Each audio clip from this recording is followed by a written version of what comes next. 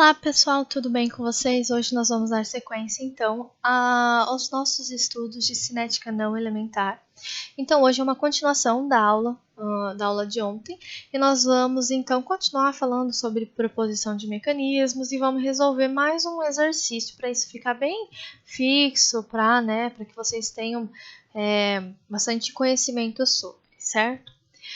Então, os objetivos específicos da aula de hoje, então, nós vamos aplicar mais uma vez a hipótese do estado pseudoestacionário e sobre intermediários ativos, e vamos conceituar, então, e desenvolver leis de velocidade a partir da proposição dos passinhos que nós vamos propor, e nós vamos verificar se a lei de velocidade que a gente obter, ela vai ser consistente com os dados experimentais.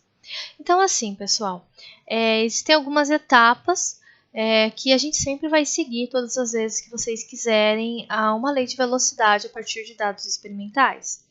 Então, se vocês têm a equação global, vocês vão sempre considerar a existência de um ou mais intermediários ativos e a partir de então, vocês vão escrever quem são os passos, quem são as etapas. Vocês vão considerar que sempre cada etapa, cada passo é uma equação elementar, então vocês vão postular a lei de velocidade de cada um dos intermediários ativos. Professora, eu tenho 3 intermediários ativos na minha reação. Então, para cada um dos 3 intermediários ativos da reação, vocês vão escrever uma lei de velocidade para cada uma das etapas, para cada um dos intermediários ativos de vocês. Suponhamos, tenho 3 etapas, 3 intermediários ativos, e os 3 intermediários ativos participam das 3 reações. Então, vocês vão escrever 9 equações da taxa. Vocês estão entendendo? Então, para cada espécie, vocês vão escrever a sua lei de formação, a sua lei de velocidade para cada um dos passos, considerando uma reação elementar. Aí, vocês vão sempre aplicar a hipótese do estado pseudoestacionário para cada um dos intermediários ativos individualmente. Ou seja, nesse exemplo, vocês vão aplicar a EP 3 vezes. Então, vocês vão juntar todo mundo, por exemplo, que é o O asterístico. Então, vocês vão escrever todos os R dos Os asterísticos, todos, certo? Somar todo mundo, igualar a 0 e isolar o O asterístico para vocês substituírem dentro de alguma lei de velocidade de algum produto. Vocês vão fazer isso para todos eles. Então, vocês vão fazer isso para o O asterístico, para o N2 asterístico, para o CO asterístico, que vocês tiverem no sistema e assim por diante. Então, vocês conseguem ver que quanto mais complexo for o mecanismo que vocês propuserem, mais intermediários ativos vocês terão, mais equacionamento vocês terão, lógico, Então, vocês aplicarão mais EPs. Então, para cada intermediário ativo, vocês aplicarão uma EP, certo? Para vocês acharem quem é o componente, o intermediário ativo asterístico daquele camaradinho. Professora, mas eu fiz e eu percebi que esse O asterístico, dentro dele tem o C de O asterístico. Então, vocês vão lá, vão achar o C de O, o R do C de O de todas as etapas, aplicar EP, ou seja, igual a 0, isolar o C de O asterístico e depois substituir dentro da equação do O asterístico, para que dentro da equação do O asterístico não tenha nenhum asterístico, tenha apenas concentrações medidas, que a gente consegue medir no laboratório. Então, vocês estão entendendo, Vocês podem ter uma relação de dependência entre os intermediários ativos e pode ser que seja necessário isolar um, substituir dentro do outro, fazer algumas artimanhas matemáticas. Nós vamos resolver um exercício assim na próxima aula, tá? Então, é um assunto assim, um pouco mais complexo no meu ponto de vista, por isso que eu separei em 3 aulas e a gente vai com bastante calma, vamos resolvendo exercício, vamos conversando. Porque depois as outras reações não elementares, elas são muito semelhantes com essas. Então fica muito mais fácil, muito mais rápido, tá? Então nós vamos com bastante calma nessa hora, tá, pessoal? Nós vamos eliminar, então, todas as espécies intermediárias da lei de velocidade através da resolução simultânea das equações desenvolvidas em 4 e 5, se a gente tiver mais de um intermediário ativo, que eu falei agora. E o passo 7, então, Assim que vocês isolarem, né, todos os O asterísticos, CO asterísticos, né, todos os intermediários ativos, vocês vão substituir na lei de velocidade geral que vocês querem. Usualmente é a lei de velocidade de um produto que tem um intermediário ativo lá e vocês precisam encontrar quem é esse fulano. Então, vocês vão substituir lá e vocês vão obter a lei de velocidade final. A lei de velocidade final não pode ter nenhum asterístico. Ela tem que ter apenas constantes e concentrações que são facilmente medidas no laboratório. Podem ser produtos, podem ser reagentes, ok? Então, assim que vocês obtiverem a lei de velocidade, ela vai ser uma lei de velocidade teórica. Vocês levantaram uma hipótese, desenvolveram um mecanismo que vocês acharam que é válido, né, que é possível de acontecer. Então, vocês vão comparar com os dados experimentais. Então, vocês vão fazer a comparação, pode ser mais ou menos o que nós fizemos na aula passada. Ah, não deu. Realmente não deu, não tá com cara, os meus dados experimentais eles não são realísticos, a minha equação ela não é realística, então ela não condiz com os meus dados experimentais. Então vocês vão novamente, vão voltar lá no passo 1, vão considerar a existência de outros intermediários ativos ou de mais intermediários ativos, né? Vão postular a lei, vão modelar, vão aplicar EP, vão isolar as espécies dos intermediários ativos, tudo novamente. Então, vocês vão fazer quantas vezes for necessário até que vocês tenham uma concordância entre lei de velocidade teórica que vocês desenvolveram e observação experimental. Professora, dá trabalho? Dá trabalho.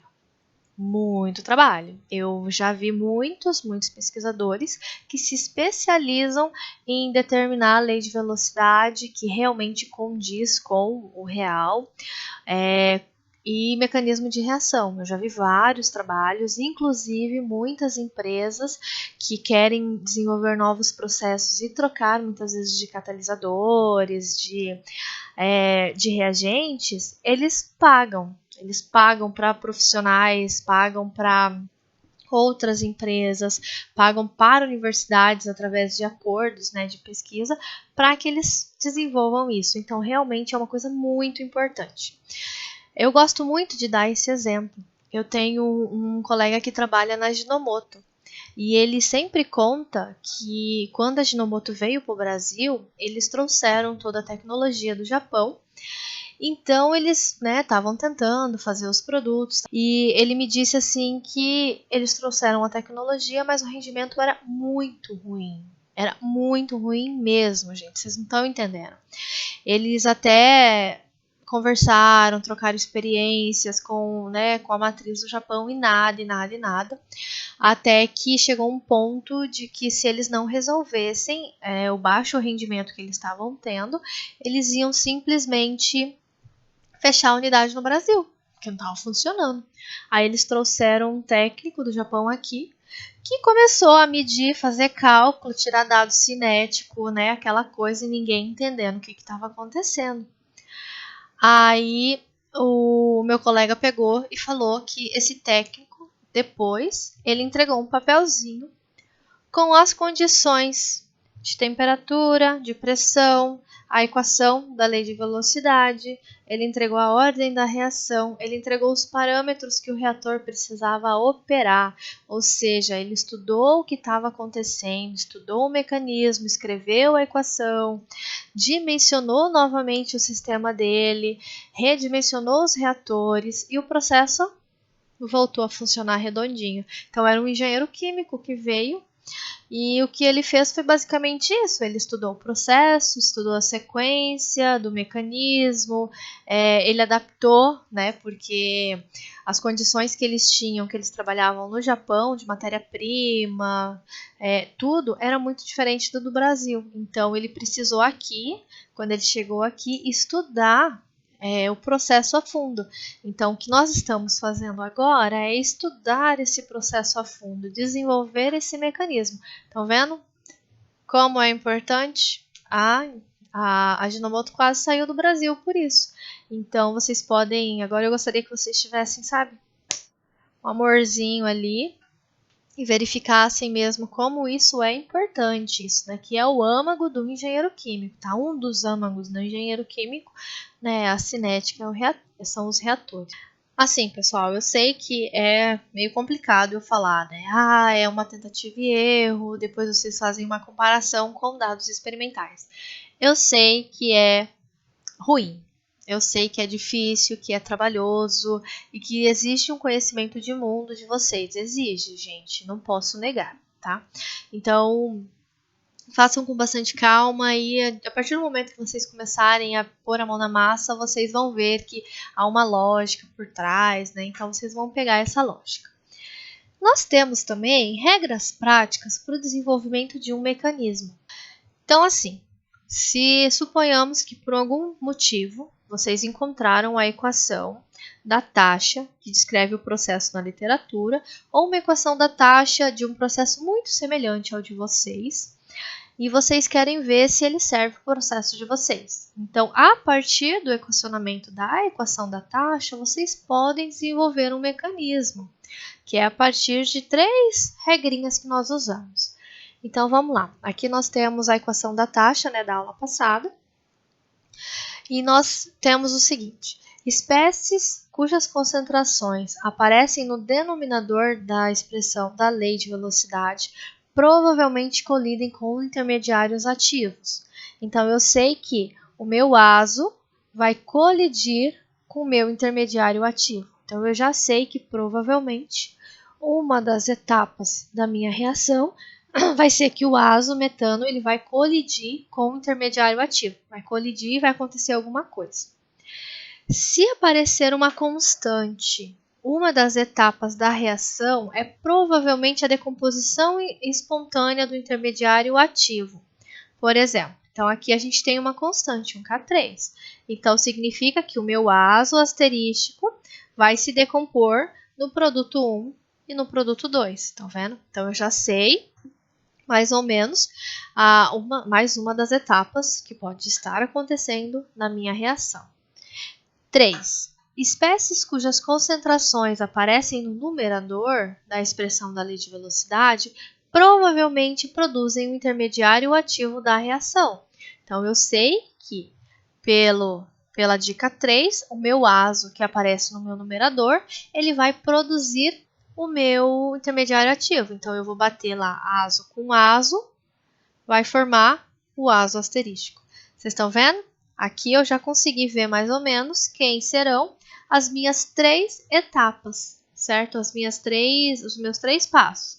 Primeiro, formação do meu intermediário ativo, desativação do meu intermediário ativo e formação dos meus produtos, certo? Então, a partir da equação, vocês conseguem mais ou menos ter uma noção de quais etapas vocês vão sugerir para escrever, né? Para chegar nessa lei de velocidade.